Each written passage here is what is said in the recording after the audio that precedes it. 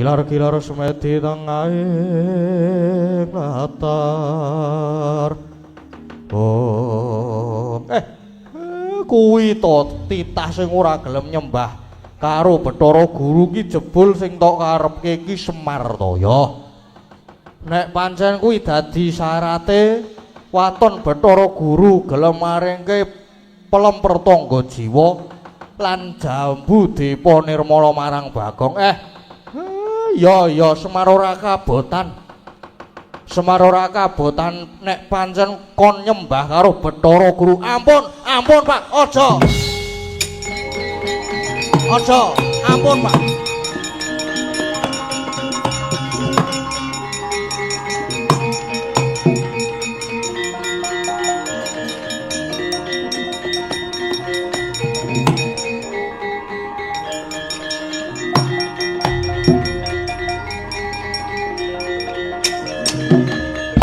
Monggo dhisik, Pak. Kepeksa aku sing mangsuli iki, Pak. Kowe arep ngopo, Bagong? Gong, ora macem-macem lho, Gong. Dek malah wani ngadeg malang kadak kaya ngono. Wis ben. Bapake wong tuaku sing wis ngukir juaragaku. Kok mung arep disepeleke anake ragil sing ora trima tak kandhane. Gong ora nekat lho, Gong. Eling, Gong. Eling kowe iki cahuk nekate ra jamak. Mengko nek kesiku kualat karepmu lho, Gong. Kowe iki ngadepi ratu-ratu ning dewa. Dewa apa? Dewa sing tak ngertane gedhe tur dawa. Arep dewa ki nek tumindake nasar ya tetep tawanane kok. Ora bakal malati nek dewa kaya ngono kuwi tumindake. Bagong, jeneng kita malah malang kadak marang ulun yen ngono kita mboya narimake. Lah genah ora trima apa jare padake. Lur malah ora basa ora ngajeni marang panjenengan ulun. Lah basa apa? Ora perlu basa, ora perlu dadak ngajeni. Sampean sing bibite gawe perkara ki sampean. Nanging kita bakal nyuwun pertangga jiwa lan jambu dipone. Sapa ora dadi. Kowe tiba mburi mengko kowe. Karone Bagong arep bangun desa kuwi dienggo kepentingane warga. Bagong nang kene iki dituwake dadi Bagong lebih mementingkan kebutuhan warga daripada kepentingan sendiri tak kandhane. Mulane ora oleh njaluk pelem tak bedol sawite. Tak panane munggahke tak bedol sawite, gawake senso. Nang kuwi engko tiba mburi, saiki ngurus babakan bapakku. Ya wong tuaku sampean kudune mikir Semar ki sapa? Semar ki tunggale ana telu. Ya kuwi Tejamaya ya Siwatagap. Loro Ismaya ya Semar, telu Manikmaya ya Pulun Bathara Guru. Lah sampean ki sing tiba ragil utawa pernah sedulur nom.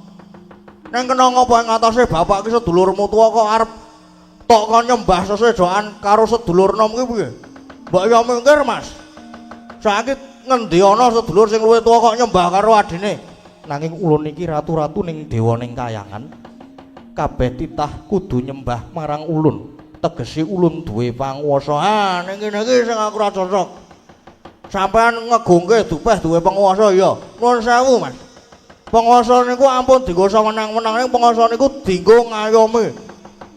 Sampeyan duwe panguwasane nek dienggo sawenang-wenang utawa sampeyan terus watahe adikung lah didemo kowe karo warga, Mas, tak andani, Mas. Ora nganti jam-jaman rubuh sampeyan. Bagong. Kita wani sakecap padha sakecap marang ulun, tegese kita wani marang panjenengan ulun. Lho ora wani sebab apa? Dewa ora patut diajeni kowe kok. Yen ngono ayo golek papan sing jembar metu njaba piye? Emane-emane metu njaba ki, Mas. Ora dadi kuwi ngono kuwi. Pun sampean sani ngejak napa? Bagong ora wedi arep panjenengan keleke papat, Bagong ora wedi. Tak gawake reksona engko. Padangan wani, petengan ya wani, rupa wani, jembar saya wani. Bagong suwe-suwe ucap kitong ngabangake talingan ulun. Ayo tak tunggu ning jaba kelakon tak sotke ning Yomani Loka. Apa dikira Bagong ngerti? Metu jaba, Mas.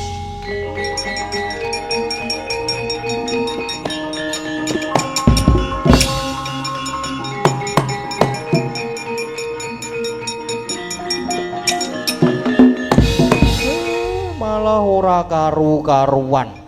merga saka Bagong kriwikan dadi grojogan, geguyon dadi tangisan. Wis ben, Pak. Wis tak tekati kok Pak aku, Pak. Aku niate belani bapak ki, mbok ya dialem sithik ngono lho, Pak. Ben tak tekati. Dices terus ulondase ora masalah, Pak. Pasrah aku kok wonge kok. Iya bener, ya ngono kuwi iki bener Gong tak kandhani. Belani iki ya belani neng. Kowe iki kudune mikir Gong. Neng sing mbok adepi iki pukulun Bathara Guru. Mongko iki mesti ora ejen, mesti nganti putra-putrane para Dewara piye? Apa? Lah ya kudune ngono kuwi Gong. Kandhani kok ngeyel mesti nggawa para Durandara. Lah mula kuwi, Gang. Kowe iki aja sok gegabah. Kowe iki jan kemana nok Gong rumah saku. Mung mampang-mampang ning ngarep tok. Nek ngene iki terus piye? Wah iya Pak. Oh iya. Pak nek terus niki pripun Pak nek ngenten iki Pak? Pripun niki Pak? Ah ta tenan ta. Ora wurung terus karo sing tuwa. Iya Bagong iya. Guru tekan kene iki mesti ora ijen. Mesti nggawa anak-anake para dewa. Bakale geger wis ngene wae. Mergo nek Bathara Guru, mengko nek Bathara Guru ki sing ngadepi bapak, nek anak-anake mengko ben aku gareng karo Petruk. Lah ra iya ta? Sikilku tanganku kaya ngene iki arep takon perang, Gang. Lah kowe iki lak ya iso kungfu to, Reng. Kowe lak mbiyen. Pun ngadeg mawon mboten napa-napa kok, Mas. Santai mawon, pun. Ora malati, wiyaga ora malati. Wiyaga iki ora malati, santai mawon, mboten napa-napa. Apa iki, Gang? Kuwi nganu kuwi mau kok. Sinomane. Oh lah ngono. Kowe iki Bakonge ora urung meng ngrekasake sing tuwa kok. Wis ora gelem apa piye iki? Do gelem apa ora jane? Mulane kowe do tak undangi rene iki ben bantu aku. Jare sedulur kudu saling bantu nek do ora gelem ora masalah, ora masalah. Wis putus hubungan keluarga. Putus hubungan sedulur, tak tandangane dhewe. Ya ora kaya ngono kuwi. Ayo gelem ora ngewangi. Ya gelem nek ya mangko dhisik. Aku tak metu sik tak rembugan karo bapak karo Petruk. Ayo ngono metu sik. Petruk piye gelem apa ora? Aku ki meng manut karo sing tuwa. Aku manut karo Kang Gareng karo bapak nek kira-kira arep do mbantu, arep do ngewangi ya aku tak melu. Nek do wegah, do memeng kuwi aku ya tak mulih turu, Gong. Putus lho persaudaraan kita truk nek kowe ngono kuwi. Ayo aku ki mung manut karo sing tuwa. Piye Pak? Gelem apa ora, Pak? Ya mengko tak rembuke karo anak-anakku loro kae. Aku wis ora tok anggap anak, jare putus hubungan sedulur. Ayo kowe mengko nek do ora gelem, nek do gelem wis sedulur, Pak. Ya. Tak rembuke karo Nala Gareng karo Petruk kae. Ya, dirembukane do metu njaba mengko ndak aku krungu.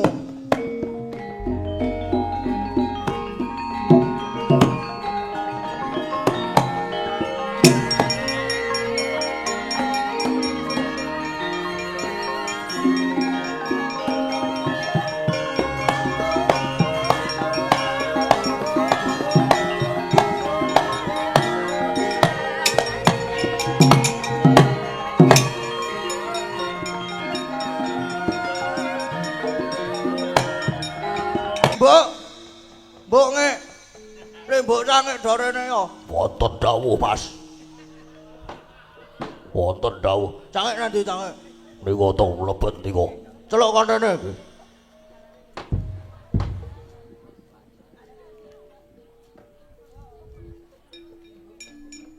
Niki, Mas.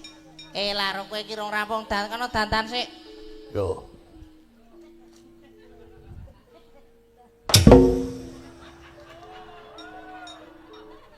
Wonten dawuh. Weh saiki aku ki lagi memot pikirku. Nggih, kersane. Iki gandeng moke aku ki suwe rembug karo dewa. Musuhku mengko dewa. Wes saiki do menghibur aku ya men aku seneng sik. Mengko ki kekuatanku saya imbuh. Saya asing ngedramke marake gagal fokus e. Bajirut tok. Piye, Mas? Ayo Cok, menghibur aku do nyanyi-nyanyi padha ngopo? Do jogetan. Konar ditambahi apa dilonge? Biasane mengko di halo. Pun ngaten niki mawon, Mas. Ya do ngono kuwi tenan wis kono gedhe mbukan tak tinggal. Dik sini, Dik. Wajan. Pripun, Mas? Wah, bajirut iki. Ora jane kowe iki. Iki princess apa ya? Princess Apri apa ya? Iya, Mas, aku melu jenengan Bincanglak kula teng wayangan teng ngene jenengan to, Mas. Bincanglak bintang tamu. Heeh, sesuk aku. Jangan lupa saksikan pertunjukan besok di rumah tanggal 1. Ayo dorono yo karo ninggalke bendol lembukan. Puji syukur. Musik Pak Boyo dinae lagu sik ora terus puji syukur. Ayo kan mbok menawa ngene iki wis ditinggal wong iki wis hake awak dhewe arep kepiye-kepiye iki wis sasake. Yo. Nek yo nganggo lagu Mak, mosok yo langsung puji syukur kunjung ngersane Gusti Ingkang Maha Agung. Dene dina iki kepareng sowan. Sowan ana ngendi, Nduk? Monggo wae. Malah diteruske. Ya adine sak lagu-lagu wis aku manut lagune apa manut kanca-kanca wis ngono.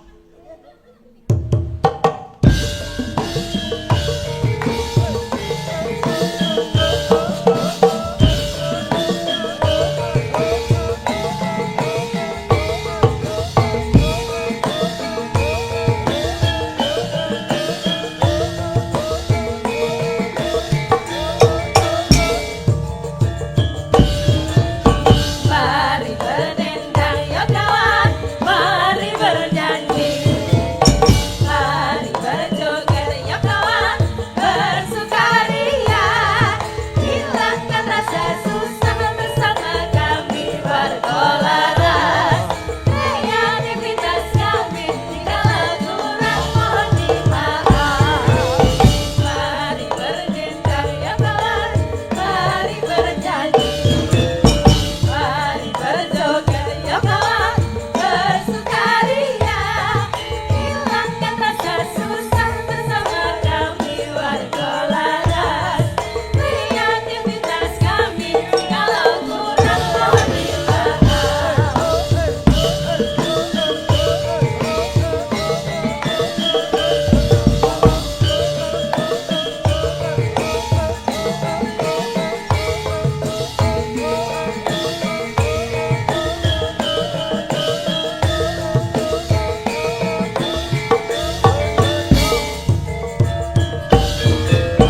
Mari berdendang ya kawan, mari bernyanyi, mari berjoget ya kawan, bersukaria, hilangkan rasa susah bersama kami berkolaras, kreativitas kami jikalau kurang mohon dimaaf.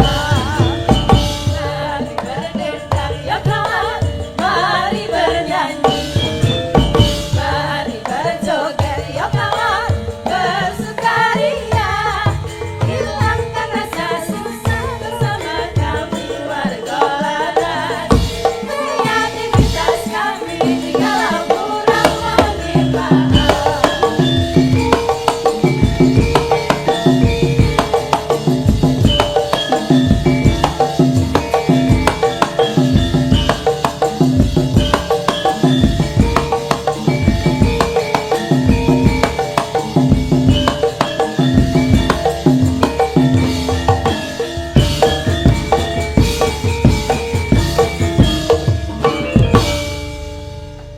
Saiki gek muni yo, Mak. Heeh. Medal lungguh sik. Iya. Puji syukur kunjung ngersane Gusti Ingkang Maha Kuwasa dene bengi iki awake dhewe kepareng sowan Sowan ana ngendi, Mak? sowan ana dusun Samben Arga Mulya Sedayu Bantul. Iya. Sedayu Mak isih cerak. Isih cerak 200 meter luwih 4 kilo. Iya. Iki terus Wigatine apa Iki bang iki wigatine ya kuwi merti dusun sampean Mamatri Tirta Sendang. Mamatri Tirta Sendang. Heeh. Terus nek merti dusun Apa jenenge aduh. Jane anane merti dusun ancas utamane kuwi kanggo guyub rukune para warga. ngono Pak. Banjur terus harapane iki panyuwune Mamatri Tirta kuwi supaya uripe masyarakat ing kiwa tengen Sendang Mulya. Mamatri kuwi ngopeni ya wujud syukur paringane Gusti merga banyu ya tirta mono lambange urip lan panguripan. Iya padha sing wis dijlentrehke karo Kyaine Bagong. Heeh, mau wis dijlentrehke akeh banget ning ngarep mau. Iya. Dene nek ana sing ora gelem nyengkuyung merga beda panemu keparak nganggep musyrik syirik lan tahayul kuwi kleru. Klerune nggon ngendi? Dadi klerune iki jane iki mung padha. Padha kepiye? Mung beda cara ngaturake rasa syukur marang Gusti Kang Maha Kuwasa. Bedane nggon ngendi? Nek dhewe ngene iki nek merti dusun ki le ngaturke panuwun ngarsane Gusti kuwi lumantar. Kaya ya ki mau kaya merti dusun kaya Mamatri Tirta Sendang terus ana rasulan ana lan sak panunggalane ana akeh. Iya, Pak. Terus banjur nek dianggep kok kaya ngono kuwi iki dianggep syirik kuwi ya dianggep musyrik kuwi ya kleru. Iya. Mergane iki ya budaya tilarane nenek moyang sing kudu dilestarekake, ora kena ditinggalke kuwi kaya ngono kuwi. Kudu dilestarekake mergane apa mau, Nduk? Budaya. Heeh, budaya tilarane nenek moyang. Iya. Kaya ngono kuwi. Heeh, kuwi gur beda dalane. Beda dalan. Umpama tujuane iki padha ning kono kae. Aku metu kiwa, kowe metu tengen. Nah. Aku metu dhuwur, kowe metu ngisor. Lah, kuwi wis beda ning kan tujuane padha. Iya. Dadi kabeh kuwi mung beda cara. Beda cara apa jenenge ngaturake rasa syukur ngersane Gusti Kang Maha Kuwasa ngono, Mak. Heeh. Uga aja digabung-gabungke iki apa jenenge ukara agama karo budaya Jawa kuwi ya kuwi uri-uri kabudayan ngono kuwi. Iya. Terus akeh ana syukur kareben tambah nikmat. Iya, tambah nikmat. Heeh. Anggere akeh rasa syukur mesti mengko terus dadi tentrem, dadi ayem. Iya. Kaya ngono kuwi, Nduk, sing mau wis di briefing karo Pak Dukuh. Pak Dukuh. Iya wis di briefing. Wis mau wis dinae print-printan tulisan barang iki mau. Iya. Jane kon mengembangkan kon mengimprovisasi. Waduh lah aku kene iki masih kurang babakan improvisasi dadi ya kaya ngene iki sae-saesane. Iya. Mergane urip kowe improv kok iki jane iki. Improv ya. Aku mlaku sakanane lah aku ngono kuwi. Iya. Terus iki ya ngarep panggung kuwi ana gunungan. Kira-kira oleh dirayah ora? Mengko tak rayahi dhewe. Aku arep disiki kok aku kok. Iya kuwi pengko apa sesuk? Aku ya durung ngerti mau. Oh saiki malahan. Iya, Pak.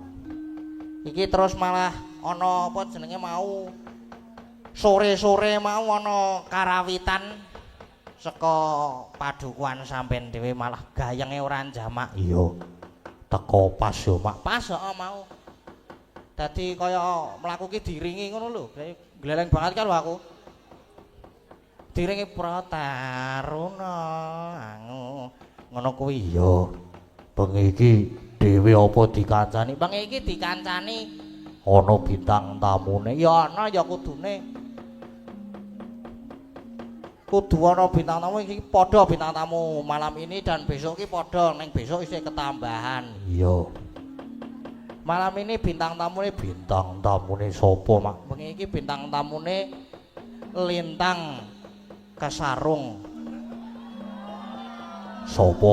Lintang Kesarung. Lintang Kairo. Oh iya, Ding. Heeh, lali karang ya wis suwe ora jamu to. Jamu godhong tela. Suwe ora ketemu pisan. Ora kok. Ora arep tak teruske. Iya. Princese Lintang Kairo wis siap mundur. Pun siap. Oh nggih nek pun siap di apa jenenge disepoti ben munggah panggung terus jumeneng terus ngancani awake dhewe. Iya, Mak. Ngono kuwi sak. Heeh, sepote arep di apa manut aku ya soalé pokoke sepote sing dawa lah. Kira-kira 3 kilo ngono kuwi dienggo sepot ngono kuwi. Iya, ayo co disepoti, co.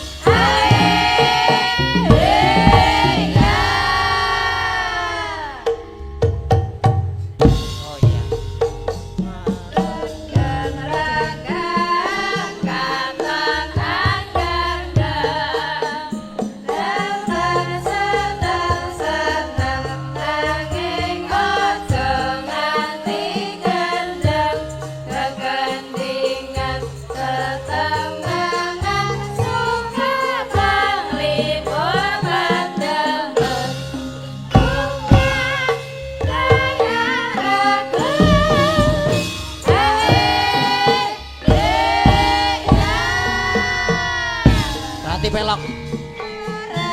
Dadi pelok. Hey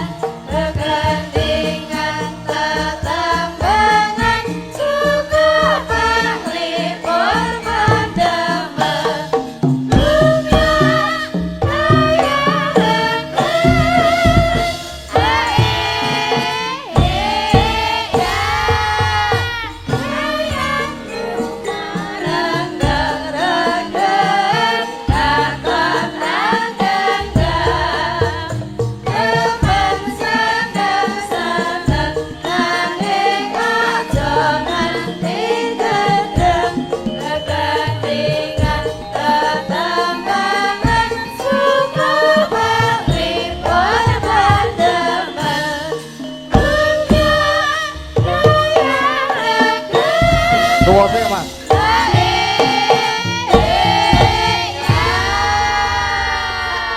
Ora kok iki kok Mbak Lintang Kairo kok dadi maling kaya ngene iki piye ta iki? Kowe iki lho lanyo-lanyole diundang Lintang Kairo kok nek tekan Lintang Asik. Lintang Panjer sore. Iki Lintang Kairo versi tuwa. Kok mbak menawa kono ya kilat. Oh lah iki apa Lintang Kasarunge iki ya iki. Iya.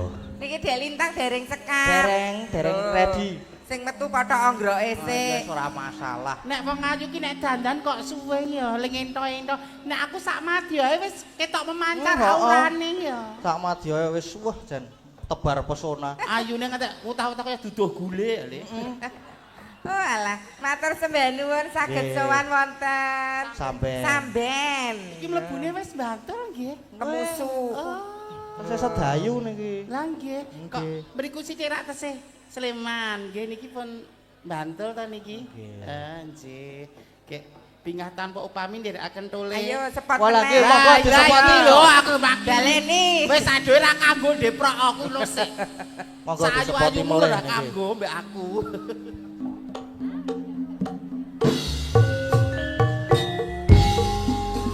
Sayangku marang gendrakan Katon angger Temen seneng-seneng Nanging kok jangan tinggendeng Kekencingan ketembangan Suka mati berbandeng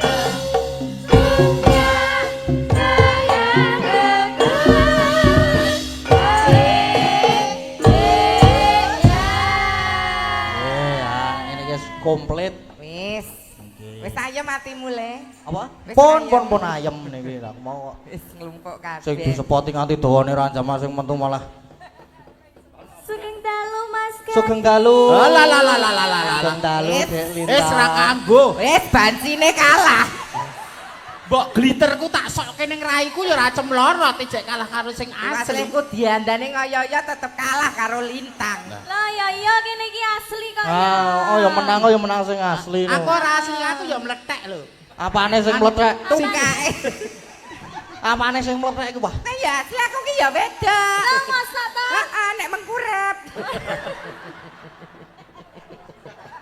Oh, wis Kok arep rusak pasaranku. Jangan kemutan. Kang Rama riyen nggih babat alas kalih kula bareng muncul sing ayu Lintang Kairo kok aku arep diguang padake Batam.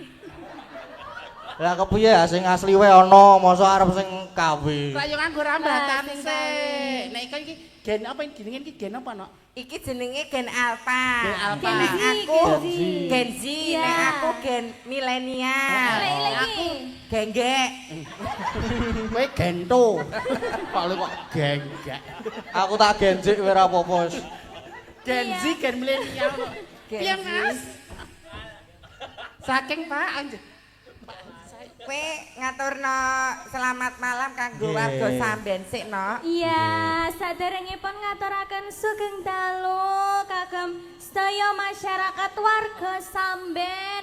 Pangapunten saderengipun iki wau agak telat. Alah alasan, Kok alasan. telepon-opo? Alasan. Iya, Mas Gading, maaf ya. Oh, ndak apa-apa. Tadi kangen toh kok nyari-nyari aku, Mbak Lintang kok iya, suwimen ngono ya. Heeh. Le nunggu kowe lho jenggote lek men ngantek tukul meneh. Aku yo ayu ning ramenye-menye. Ngapunten jalan jalan kesian banget. Aku yo ayu ning Ini umume iki wong dandan wedok. suwi pengen biar perfect gitu loh. Oh, mergane Heeh. mergane kan nenek Mas Gading. Ayo iya no. Oh. Gene aku ora ayu-ayu banget. Yoga iki gene gak pengen ngrebutke aku ngayunke aku. Nek Ngrebut mendem ning oh. Iya iya iya. Ngrebuti pengen keprok kowe kuwi. Ngerebutke nek do mendem ning oh. Nek ora yo Mboten mandang. Lho, nyek sithik tur nyelekit lho, Lek. Nek mendem. Kok lek mendem ribu. Lho sing nyiter ki Mbak pinten ngono ki kok pisan. Ngopo? Kok Mas aku sinden kok pinten. Kula dongaaken warga Samben mugi tansah pinaringan dirga yuswa. Amin. Rezeki lancar berkah barokah. Amin. Pinaringan selamat donya akhirat Amin. dayanipun amin. Amin. Sing durung sing durung lunas utange gendang Lunas lunas utange. utange. Sing dereng pikantuk jodhonipun ugi-ugi enggal pikantuk jodhonipun. Amin. Ana telu Mugi-mugi- dagangan. Telu Dagangan jan ketemu jodone ana telu dagangan tinggal dipilih. aku sudah kok. Sudah Allah tandi. Nek iki ra jelas. Heeh. Pasangane karo Mas Gading. Lah kowe. Aku golek channel Karo Pak Bungkek kuwi mau lho. Aku golek sing tuwa ae nek sing Tuwa, nom sing iki gur tuwa ngono. sing nom iki gur ingin tok ning ra ono eksekusine kok. Alah. Kaya kowe kuwi ra digodhog ora rampok. Goreng atos. Ya pokoknya doa-doa terbaik ya Mbak ya. Sayangku Lintang Kairo. Wah, jan. Jan, Dewi iki kaya ngomong mbahne kakung ngono ya. Mbak Kakung ya. Ra menghargai ku dandanke bar maghrib lho kok Mbah Kakung lho. Pian apa? Mripate kowe kocak ngundaran Alah lho. alah kemayune ngono lho. Gulune ngolan-olan. Gulu sakmene. Bangkeane nawon kemis. Walah. Janggute bak lebah menggantung. Wah. Alise bak semut beriring. Dadi kene iki kebun binatang isi ya. Bodine apa bodine? Nawondas. Nawon kemis. Niki sekedar info niku gunungane pun saged dirayah lho niku jare. Oh nggih, dipun Nggih. anu geser mriki Bapak Nggih. gununganipun dados saged diperebutkan. Nek kok gur siji Anu, lho. Kersanipun Mengke direbutke. Nek pun kalih muni lagu. Wah, ngoten. Oh, nek lagune pun muni mengke nembe saged dipun rebut nggih. Lagune Bapak apa, Ibu. manut, Nak? Kok Ayo, gur siji guyub biasane rukun loro. apa? ki. Diparingi dalan nggih. Lagu sik ayo dianu lagu sik Gugur Dek gunung Lintang. apa-apa manut, Ya Nak, sing lagunya penting. napa niki? Sing gumiak ya gugur Lagune gunung apa-apa. sekedap. Gugur gunung sik ya ora apa-apa. Nah, Mas nggih. Gading.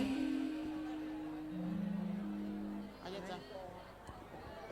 Sekedap sabar niki mungkin Sabar. anggenipun buka bonang langsung. Sabak Par. Mas aku ngene ana teronge siji, Mas. Sesuk arep tak lodahi lho, Mas. Dilodah kuwi ki lho lho. apinya, Pak, ya. Lah kowe ndek terong siji bosok. Mas Wahyu aku ngene ana teronge siji. Jane gayang parene kuwi. Mangga lagu rumiyin nggih. Nggih, gugur gunung den nggih mboten Gugur napa-napa. gunung. Mangga Bapak Ibu ingkang badhe rebutan gunungan. Monggo lah.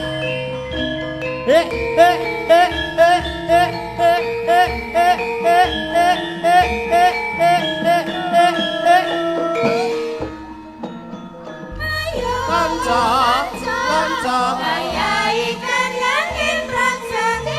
kene, kene. Gugur gunung tandang gawe. Sayok-sayok rukun bebarengan ro kancane. Lila lan legowo kanggo mulyaning negara. Loro papat maju papat diulang-ulangake mesti enggal rampunge. Tolo bis kuntul baris, tolo bis kuntul baris, tolo bis kuntul baris, tolo bis kuntul baris.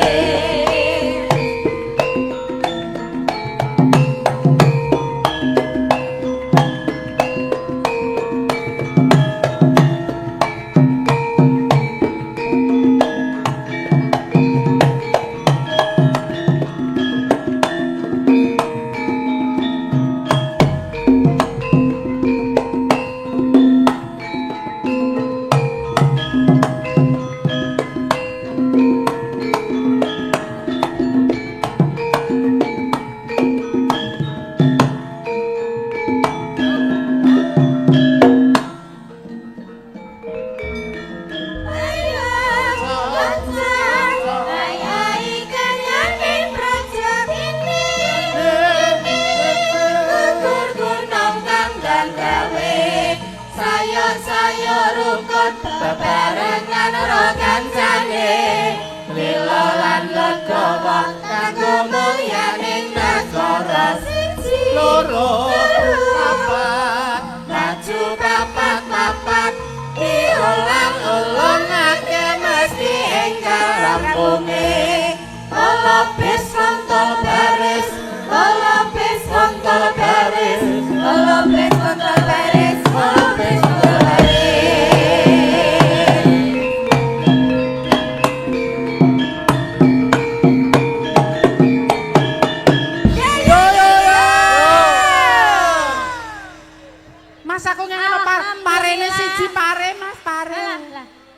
Luar biasa lho, sengkut gumregute. Iki wujud syukur. Sing olah tetanen, sing hasil saka bumi. Kuwi ya apa jenenge diujubke kanggo para warga. Men lumintu berkah barokah. Berkah barokah. Ugi matur sembah nuwun sedaya kadang panitia. Nggih. Wonten ing dalu punika mugi-mugi lancar. Nduk iki Ngantos proses sempurna. ini nduk lintang diapri proses ini kejaba ya ana kirap. Kirap budaya. Ada juga pengajian. Ada tahlilan juga. Tahlilan. Ada resik sumber. Resik sumber iya. juga. Dados budaya sing adiluhung menika aja ngantek dirusak, tetep lestari. Tetap lestari. Nah, nyuwun tepuk tanganipun kagem warga Samben. Luar biasa biasa. warga Samben. Nis. Dan nek Punggawa Praja niki ya berbudaya. Budaya. Masyarakatnya mesti ya budaya. Budaya. Dasare ngoten ta Mas Gading. Oh nggih. Ketua panitiane Mas Wijonarko ya ini bagus e. Wah, jan Gede omong dhuwur lah. ya Mas ya. Dhuwur, bagus Dan. lah. Aku gelem lah. Alah. Gelem serawung. Iki kanggo pembukaan Dik Lintang ngaturke Nggih. apa? Nih, apa dulu ini ngapunten ini Lintang agak sakit. Nggih wau. Oh ya ampun. Maaf Wau, ya wau. Mas Gading Nggih, ya. mboten napa-napa, Ini mboten sakit napa-napa. tuh karena Lara apa? kangen Mas Oh, Gading. ngantuk. Oh, lho greng. Nganti demam jarene mau. Gene aku lara disakiti sing tukang son ki malah nyaman. Kok nyaman? Aku nek diputer-puter karo tukang son malah nyaman kok. Sing marake kangen nek Aku disakiti. wegah nek karo tukang son Napa? dadak nyilake weteng. Ayo, kuwi pasak apa nek awal apa le? Wonten nawala. Nawala napa? Saking Fajar Group Bapak Haji Saidi Pak kalian Ibu Saidi. Hajah Tinem. Nggih. Persewaan tenda dan perlengkapan pernikahan, grosir perlengkapan rumah tangga, minimarket, bebek goreng dan cuci mobil. Nah, sponsornya lengkap ya Mbak Lengkap. ya. Tani balik dhewe dhisik Pak Haji Saidi. Pak Haji Haji Saidi. Saidi sugeng dalu Bapak Laniko. Lanjut. Beliaunya. Wis tau nimbali dhewe suwantono. Nggih, alhamdulillah. Caping gunung dibawani 2 podang kuning kagem Ki Gading laris sukses selalu warga laras tetep bangkit jaya amin. Luar biasa. Apa iki? Apa? Pedot apa? Wis. Apa tali iki le? Apa? Kaya ngono kuwi ora iso maca kan, Ndra. Kaya ngopo to Pedutan. jane? Pedutan Samben. Oh. Sehat-sehat. Sehat. Padukuan Oh, Samben. alah. Padukuan. Padukuan Mas aku maca. ngomong telurane sing iso maca ya. Aku maca pedotan. Padukuan Samben Samben. sehat-sehat, ayam tentram, murah rezeki. Amin. Anakku Lintang Kairo saya laris manis. Amin matur sembah nuwun sangat Sing Bapak. didongake Sing dongake kowe tok buta gawe dhewe ra kurang. Pak Lawang Haji. ya, Bapak itu sayang sama aku loh. Kaya banci ndek banci Kayak ladan. anake dhewe. Hah? Zaman pembukaan ya aku melu ngresmekke ning kono. Ya bener to nek banci ndek ban ciladan. Banci ndek banci dan banci lho. Mas Gading iki sithik ya nyelekit lho Dik. Banci D. Kok aja dipisah. Ki pamundhutane Mbah Haji Saidi enten Caping Gunung. Caping Sama gunung. podang Karo kuning. podang kuning. Nggih. Iya transparan. Enek isine lho. Kak. Heeh. Taring bebingah 200.000. 200.000. Terima kasih Terima Bapak kasih Haji Mbak Haji Saidi. Ayo Nduk Lintang ngaturke apa sik iki? Caping gunung riyen mawon. Oh nggih. Oke. Lek men siap jenggleng. Iya dong sih. Iya dong sih. Jan kemayu ya. Tetep totalitas dong sih. Klambi gue lo nganggo lonceng lho. Yo.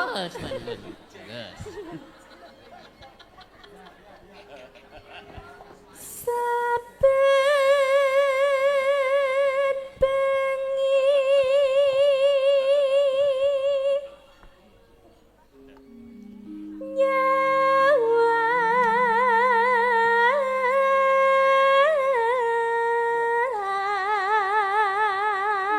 nyawang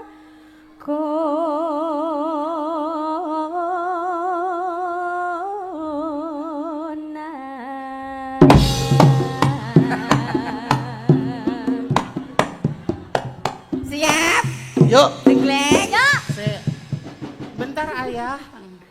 Bunda prepare dulu. Aduh. Bunda sih. Mas bentar Bunda nyiapin tisu dulu. Kena kegobios le mumbeli lo ya. Yo. Loh, apa kuwi kok kondisi ngono lho. Ora pas. Kok ora pas sih kepiye ta? Ditunggu dulu to ya. Padahal aku udah prepare lo ayah. Ana ketukane apa 10 detik kuwi lagi jenggleng. Oh iya, dihitungi Dihitungi ya. coba. Dihitungi ya 10 detik ya. Heeh. Yen memajang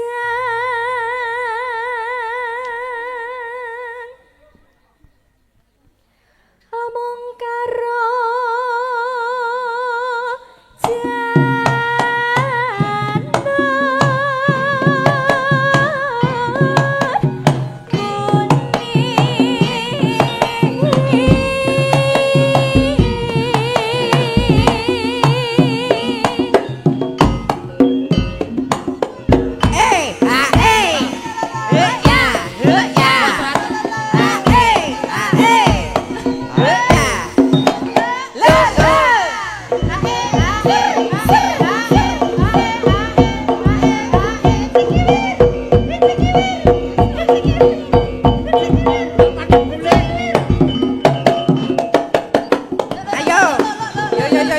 Dihitungi. Kurang yuk. Angel mana lek? Tak ambung tenan lho. Dihitungi. Kowe iki ngono kowe kan. Kon ngitungi 10 detik ya ora gelem. Dihitungi sik lho. Ayah. Wanita itu kristal saupamane. Nek ngantek Bar kristal mayang iki lho, Bu. terjatuh, hancur, ra iso didandani meneh. Aku itu rentan wanita Bareng itu. asto lho, bareng asto lho. Lah ya, wanita itu terlahir dari tulang rusuk loh, Mas. Wanita apane nek jejer kaya ayah karo bapak. Ayah karo bapak. Ojo timpaleni to. Sakit. Malah. Le apa? Nek le mumbul kuwi mau lho. Ngono kowe garek wong-wongane. Ayo coba nek kowe. Kowe mumbula ganti coba.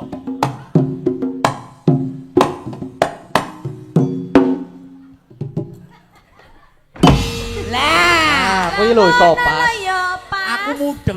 Aku mudeng. Mergo kono geleman karo kowe to.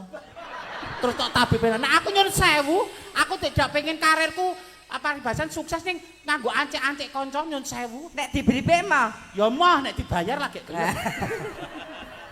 Wong edan. Ayo, Lintang. Yo terus. Dipaske kencan karo sing ngendang. Ayo itu eye contact lho, ekor mripate iki nyawang aku.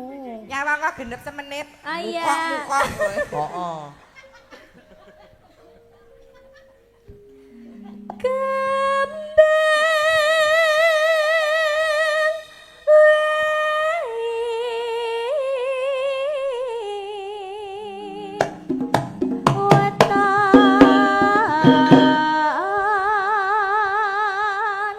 Iya toh jane iki.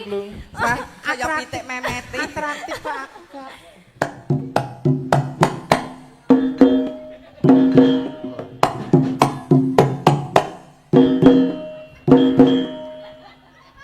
Kowe mah kaya anu lho, Lek. Apa? Boneka sing ning ngarep toko cet kae lho.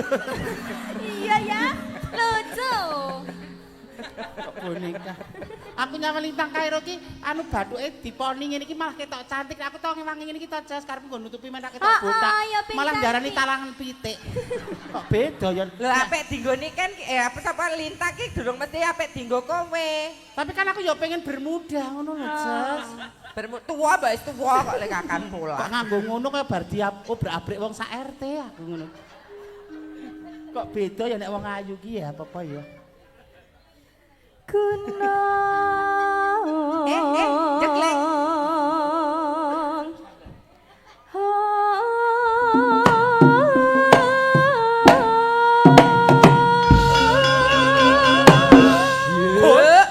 Yo.